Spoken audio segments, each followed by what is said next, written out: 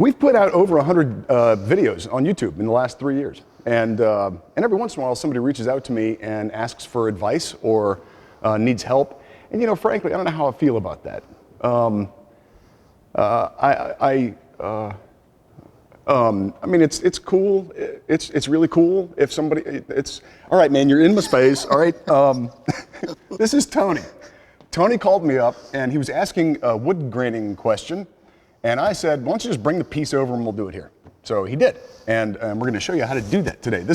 We have shown you a different technique on faux wood graining, oak graining. This one is going to be a more classical technique. The previous one we did was where you took a piece of pine, clear coated it, and then just did graining directly on top of that using the pine color as the base color. In this case, we're going to start by lacquering this thing. Okay, so today I'm just the instructor. Tony's actually going to be doing all the work. I'm just going to sort of coach him a bit and kind of make sure things don't go off the rails. But other than that, these are all workable solutions that anybody can do with a little bit of equipment.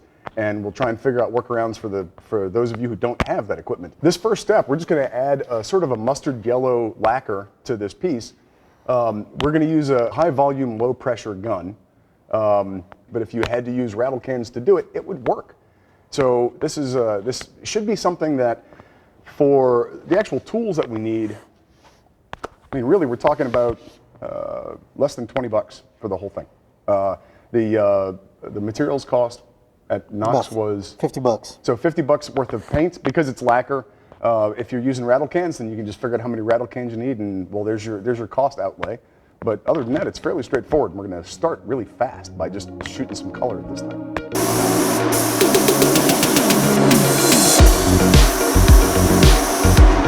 All right. Move further away. Okay. A little bit more.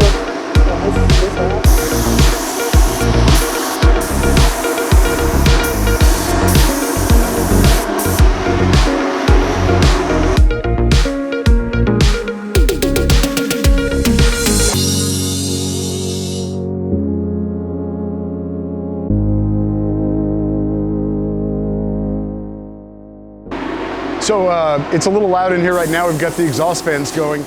Tony's blowing all the dust off, and we'll come back and tack rag it before we put a second coat. But what we've done is sanded everything down with 320 grit sandpaper, just lightly, and we're going to put another coat on before we continue.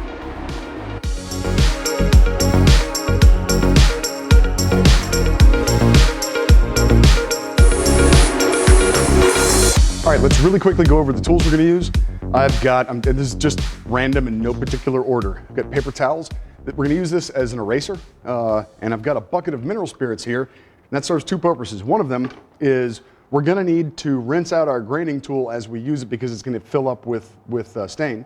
So we'll have to do that and keep refreshing it as we go. And also, I can wet this and use it as an eraser should there be an error or we have to go over an area again.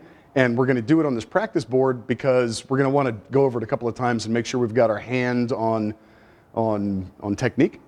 So that way we can do this multiple times if we need to. I've got a chip brush for spreading gel stain. I have gel stain, which is off camera, which is gel stain. In this particular case, I'm using hickory.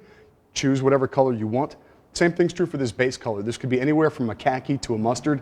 This particular shade that Tony picked out is kind of my favorite. It just kind of hits the sweet spot for a lot of different stuff.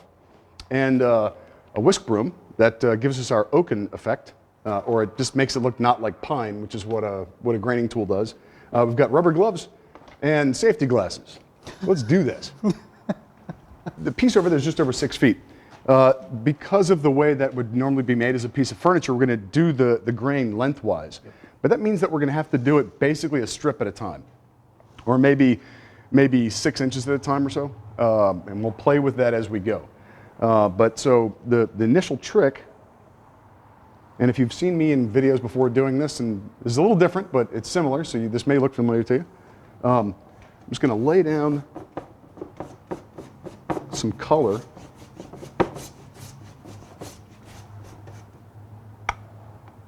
And I don't want to use too much because if I go way overboard, sure, it'll still work the same, but that means my graining tool is going to fill up that much faster, and I don't want to do that. because I'm lazy primarily. So then, here, let me get this out of the way. I am going to start here. Now, I will not rock it very much back and forth. I'm going to do just a gentle sweep and pull for the entire length that we are doing.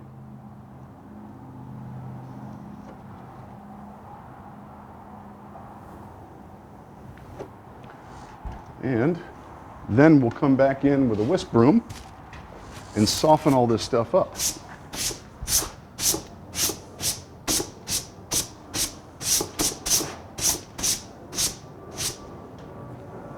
I don't like that. Let's do that again. Starting over.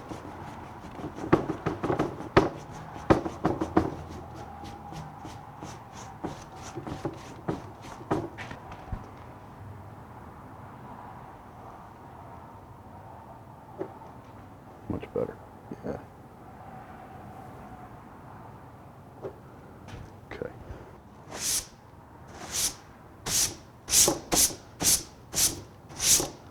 And you got to remember that this is not our end product.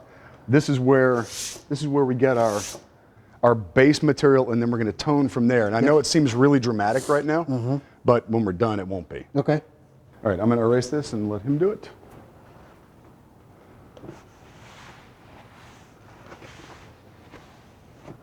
Here comes the moment of truth. You can't screw it up because we can always erase it. Yep.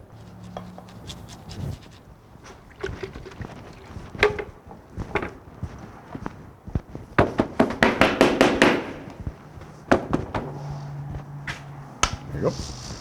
All right. That, I'll tell you, that's too much Too stain. much stain. I'm Yeah. gonna dab the brush a little bit. There you go. Flip it. There you go. Ah, much better. Okay. There you go. Question. Okay. So do I want to start it at the edge? Nah, it doesn't.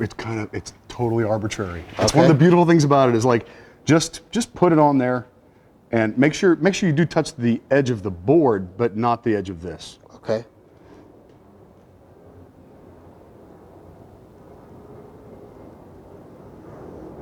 It ain't bad, buddy. All right. So Do it again. Do it again. do it again. Do it again.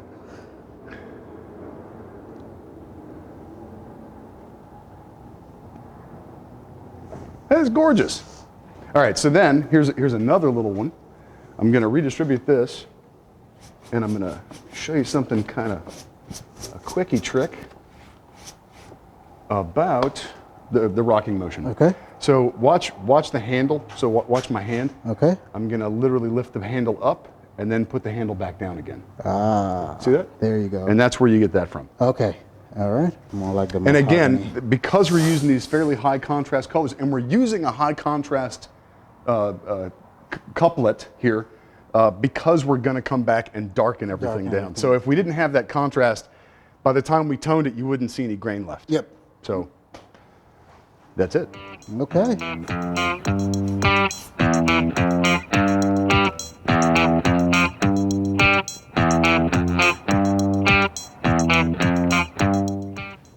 So now we're going to do these 3/4 inch edges right here. That's small, and it's really too small to use the graining comb proper on. But there's a little serrated edge on one side, and it worked great for stuff like that. Now Tony, being a brilliant bastard, brought over this little guy, which is a silicone triangle that has different teeth patterns on it. And honestly, that's a more convenient way to do these edges, so we're going to use that.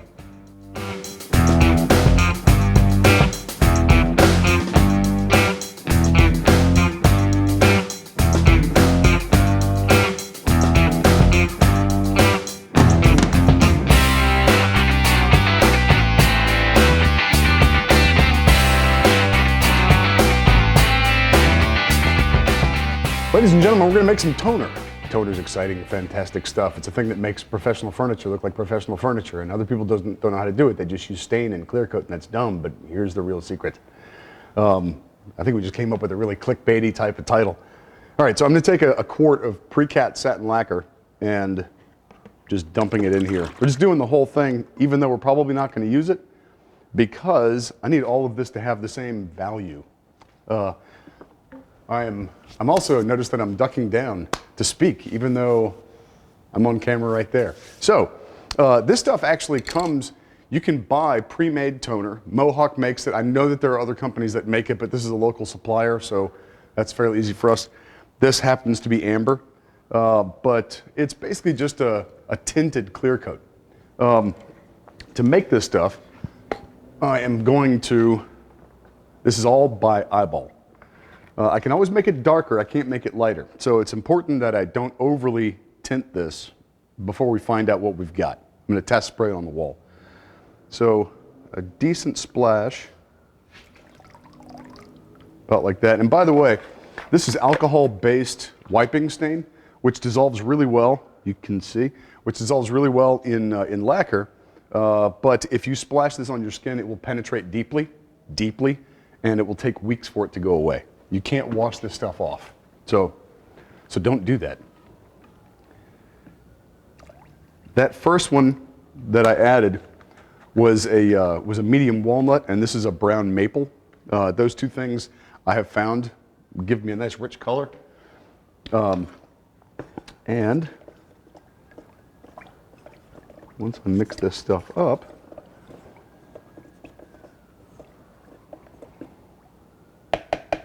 now because I went through concentrated stain to get to the lacquer as I stirred it, this is not necessarily a good indication of what my actual color is. But all I gotta do is turn the stick over, re-dip it,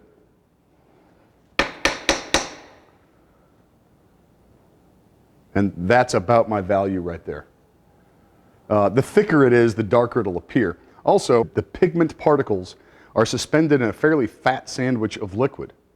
When we actually spray the piece and that liquid flashes off, all the solvents go away, and the pigment particles get tighter and closer together, the finished product will be darker than it is when it's wet. So you are not looking at the eventual color just by looking at wet spray. It's good to know. So this is extra virgin olive oil. I'm just kidding, it's extra virgin lacquer thinner. I'm gonna do a pretty hefty splash of that. And then a little bit, probably about 3 ounces of retarder.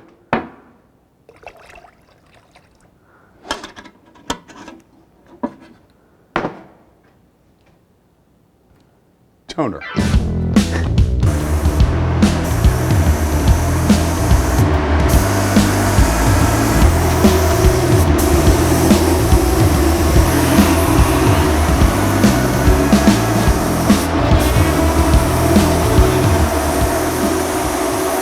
Well, here we are. We did a total of 3 coats Of toner? Of toner. Yep. We Okay. did 3 coats of toner. So 3 coats of toner. The first one started, again, we want to sneak up on it. So we do it a little bit lighter and then just do multiple coats, because each coat is an additional light filter over the whole thing. Yep. And Tony wanted a relatively subtle grain pattern there. So in the end, they got relatively dark and rich. But it's easy to see the grain that's in it, and it's, I don't know, what do you think? I love it. It's better than I thought it was going to turn out. Did you think you could do it? I mean, did it scare you? Yes, it did. Okay. Yeah, it did. I had no expectations. It can be intimidating, but if you just sort of dive in, and frankly, if you screw it up, you sand it off and do it again. I mean, you know, so why not? Maybe on a smaller piece. Try it on a smaller piece first. It might help to start on a smaller piece. Yeah. Tony sprayed a clear coat today, a satin clear coat today, and then he's going to let it wait for a day or so to really harden up before he takes it home.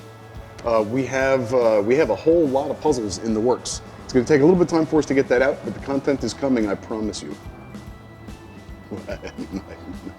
So what do you say, Tony? Goodbye from Gratuitous Sets. Well, we'll see you soon. We're currently working on 3 pirate-themed escape rooms, and we needed a peg leg, so I found this one, and we've now modified it to so that there's a secret compartment inside. Oh, that's neat. Smells like yours? Can I have that back? It's busy. I'm busy with it. I'm using it. So we'll fix that. We'll figure something out later on. I think we're gonna fit him with a wheel.